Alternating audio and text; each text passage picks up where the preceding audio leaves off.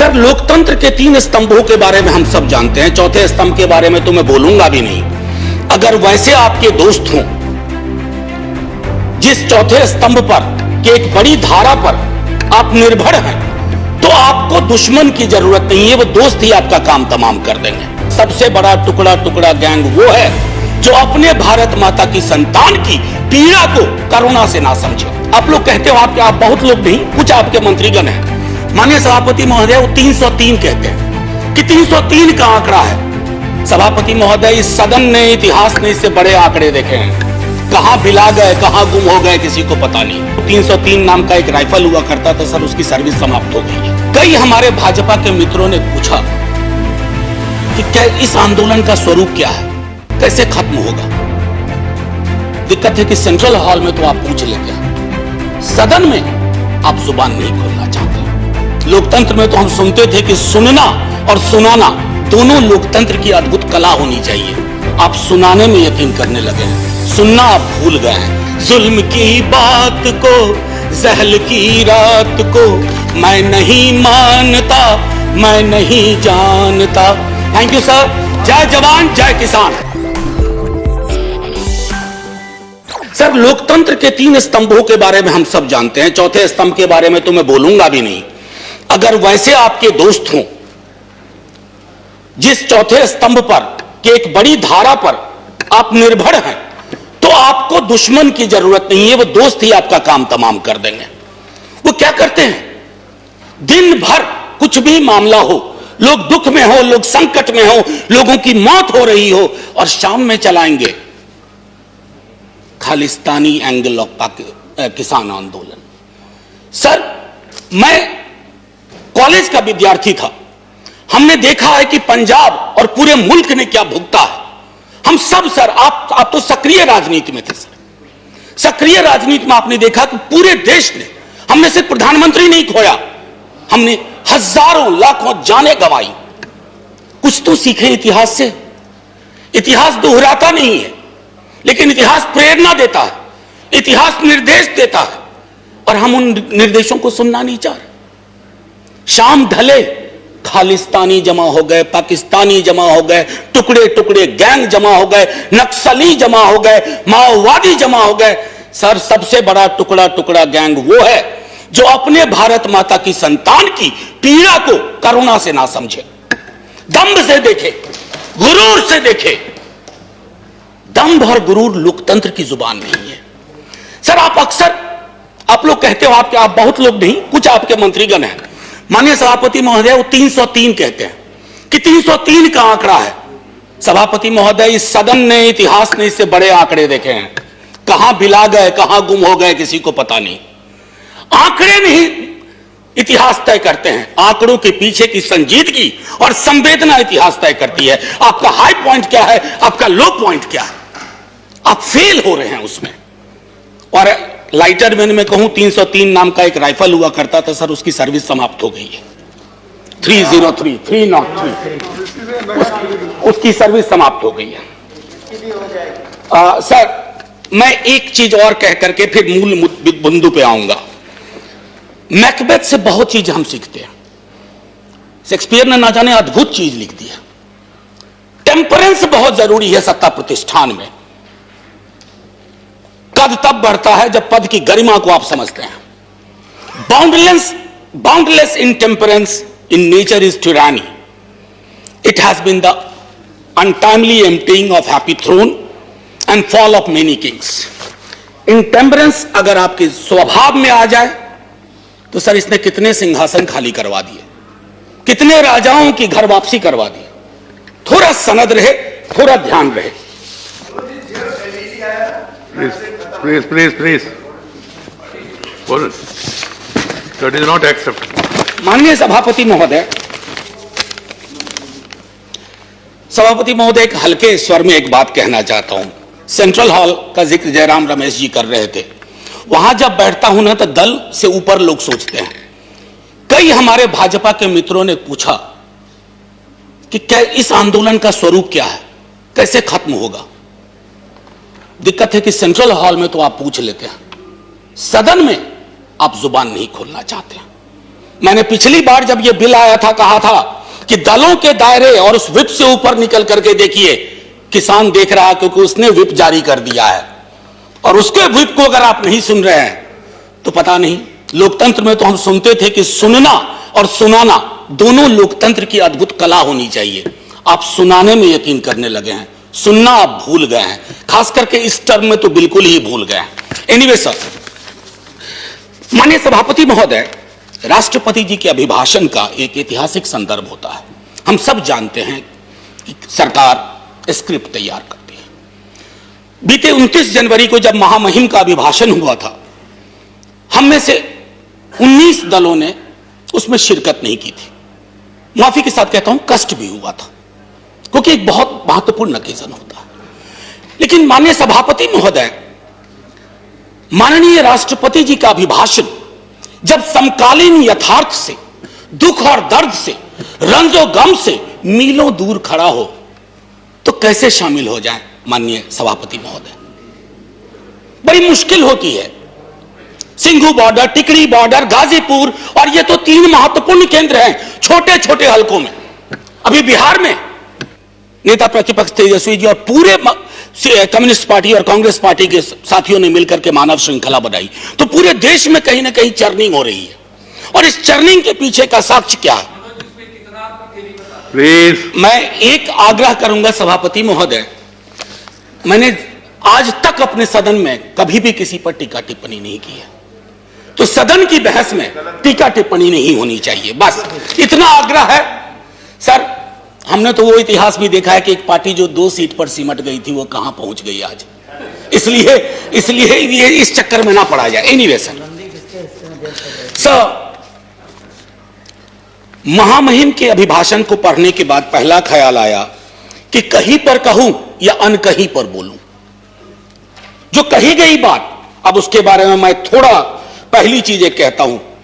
My government holds in high steam the values of democracy and sanctity of the constitution. संभवतः page 7 para 25 होना चाहिए, मेरी memory अगर सर्व करती है सही। Yes, para 25। अब इसको सर व्यापक संदर्भ में देखना होगा कि my government values of democracy and sanctity of the constitution. हमने हाल के दिनों में जो भी देखे हैं वो संविधान से इतर देखा है। और वैल्यू ऑफ डेमोक्रेसी सर सिर्फ एक रेटोरिकल वैल्यू नहीं है। माननीय सभापति महोदय, मैं आपको कोट करना चाहता था लेकिन आगे रखा था, लेकिन अभी जहन में आ गया। Recently you have said nationalism and patriotism is not simply sloganeering Bharat माता की जय, जय हिंद या Jana Gana Mana. No sir, the greatest act of patriotism is speak about the well-being of the nation, and that does not mean that I should stand in the orchestra party of the government forever and always. You have not done it when you were in a position. We shall not do it when we are in a position. We'll support you. समालोचना करेंगे, लेकिन आप ये नहीं उम्मीद करेंगे कि आपके खिलाफ का हर एक शब्द, हर एक लफ्ज देशद्रोही है। मैंने पहले सदन में कहा था, सर एक मशीन बनवाइए, कोरोना की वैक्सीन तैयार हुई, एक मशीन बनवाइए कि किसके अंदर देशभक्ति का पारा कितना है। सर, हो सकता है आपको झटका लग जाए।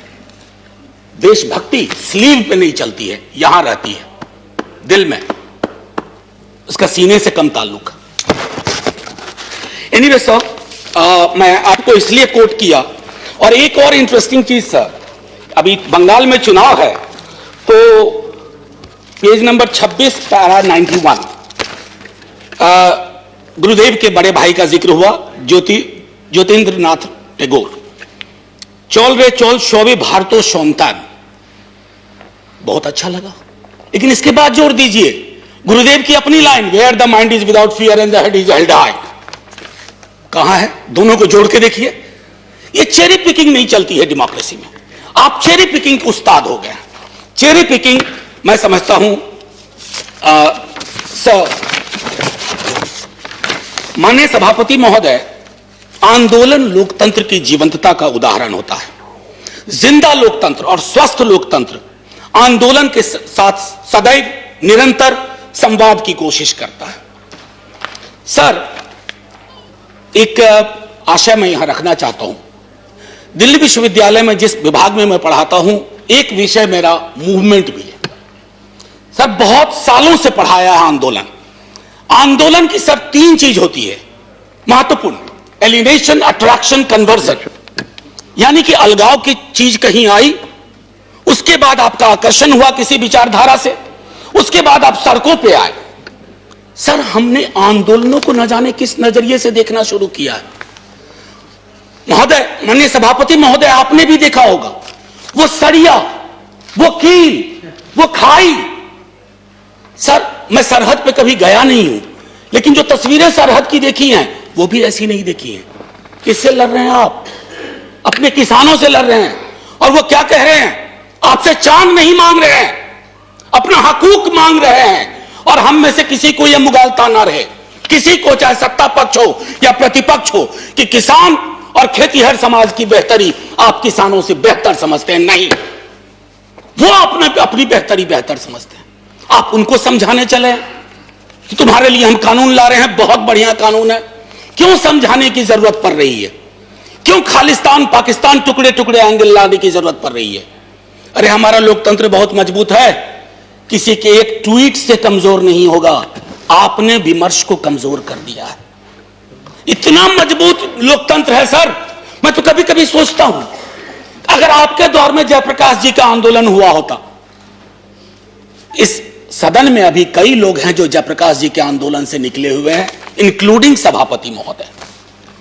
जेपी के आंदोलन की कल्पना करिए, अगर जेपी को इन खाई, बाड़ों, कटीले तार देखना पड़ता तो क्या होता सर?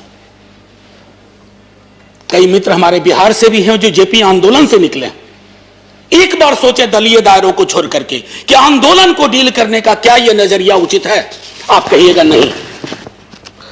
सर मैं पहले भी इस सदन में कह चुका हूं,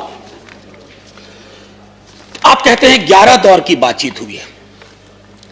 दिक्कत क्या है ना सर, किसी भी सत्ता प्रतिष्ठान में एकालाप और वार्तालाप का फर्क समझना चाहिए। There is a difference between monologue and dialogue.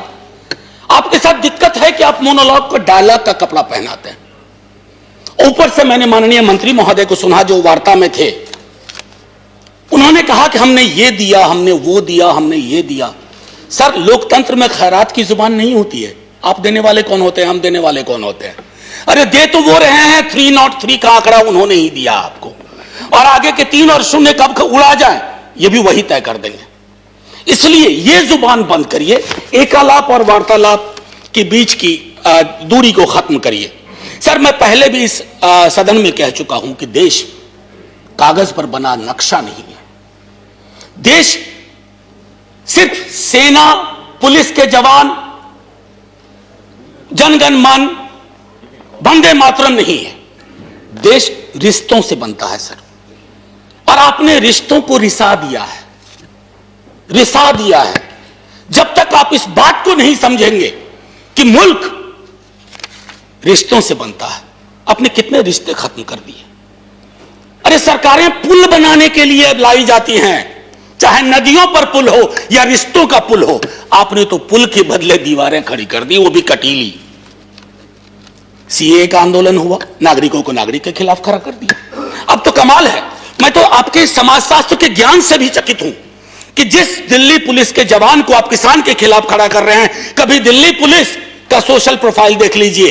इन इलाकों से जिन इलाकों में यह आंदोलन ज्यादा प्रबल है, वहां का एक बच्चा सरहद पे रहता है, एक बच्चा पुलिस में रहता है, और एक बच्चा खेत में रहता है। आप इन बच्चों को वो जायदाद के लिए नहीं लड़ रहे, आपने उन्हें भिड़ा दिया। कहीं तो सोचिए, विराम दीजिए। इसलिए मैं कहता हूं, अवतार सिंह पाश की एक कविता कहूंगा, यदि देश की सुरक्षा यही होती है कि बिना जमीर जिंदा होने जमीर होना जिंदगी के लिए शर्त बन जाए। कितना वक्त है सर? नहीं, आपका 18 मिनट अलाटेड टाइम है जी, आपने ऑलरेडी 17 मिनट्स दिया। ओ सर सॉरी, 2 मिनट दे दीजिए बस। 2 मिनट दीजिए। जी सर, आंख की पुतली में हां के सिवा कोई शब्द ना हो। आपको सिर्फ हां चाहिए आंख की पुतली में, चाहे वो कितनों भी अश्लील हो। पाश कहते हैं, मैं नहीं कह रहा। और मन बदकार पलों के समक्ष हमेशा झुका रहे, तो हमें देश की सुरक्षा से खतरा है। देश को अपनी सुरक्षा से खतरा नहीं है। ये फर्क आपको समझना होगा। माननीय सभापति महोदय, इस 2 मिनट का प्रयोग मैं, आपने किसान को लेकर के जितनी बातें कही उस पर, उन बिलों के बारे में पहले मैं बोल चुका हूं पिछले सत्र में। मैं सिर्फ इतना कहना चाहूंगा कि बिहार में एमएसपी 2006 में खत्म की गई। बिहार के किसान की आय के बारे में आपको मैं आंकड़ा दूं उचित नहीं होगा, आपके पास आंकड़ों का भंडार है, आप तो आंकड़े तैयार कर लेते हैं, बल्कि कभी कभी पका भी लेते हैं प्रेशर कुकर में। मैं सिर्फ इतना कहूंगा कि आप बिहार के मॉडल को, हम तो सोच रहे थे कि बिहार को, आप ही की सरकार को दोष नहीं दे रहा हूं, बीती कई सरकारों ने बिहार को लेबर सप्लाई का स्टेट बना के रख दिया है। हमारा काम है मजदूर भेजना पूरे देश में, और हमने कोरोना के काल में वो सब देखा है। हम तो सोच रहे थे कि हमारे बिहार का किसान, हालांकि किसान नहीं रहा, वो खेतीहर मजदूर हो गया। हम सोच रहे थे कि उन्हें भी पंजाब हरियाणा की तरह, सर आपने क्या किया, वो मॉडल आप चाह रहे हैं पंजाब हरियाणा में बिहार की तरह हालात हो जाए। कभी कभी मुझे इस बात का अंदेशा होता है कि संसद का भी वर्ग चरित्र बदल गया है। अभी संसद में किसान और किसानी समाज से आने वाले लोग अगर होते, आप इतनी आसानी से बुलडोज नहीं कर पाते। मेरे स्वयं के नेता, कई मसले ऐसे आए, लालू प्रसाद जी, उन्होंने यह तय किया, और आपके भी लोग थे, आप उनको भूल चुके हैं, जिन लोगों ने खड़ा होकर के कहा कि यह हम नहीं होने देंगे। सर अभी भी आपकी रीढ़ किसान और किसानी ही है। ये जो 303 का आंकड़ा आ रहा है ना सर, किसी के कोल्ड स्टोरेज से नहीं आ रहा है, किसी के गोडाउन से नहीं आ रहा है।